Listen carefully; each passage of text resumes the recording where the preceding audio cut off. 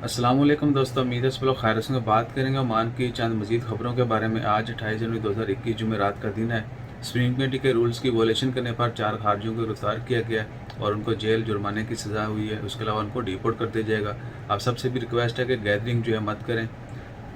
बल्कि बहुत सारे लोगों ने देखा होगा कि वीकेंड के ऊपर आप बीचेस पर जाएं, पार्क्स में जाएं तो बहुत ज़्यादा रश होता है। लेकिन कोशिश करें कि एक दूसरों को फॉलो मत करें कि भाईजान वहाँ पर भी लोग हैं कैसी तैसी हुई चले गए।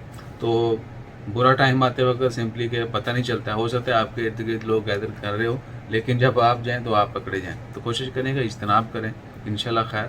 उसके अलावा है एक तंबाकू चल रहा है जी कि सुप्रीम कमेटी ने गैदरिंग के ऊपर पाबंदी लगा दी है। तो कंपनी जो है वहाँ पर वर्कर जो काम करते हैं साइट्स के ऊपर ये वो, तो उनको काम पर जाने की छुट्टी है, यानी वो काम पे नहीं जाएंगे या घर से काम करेंगे।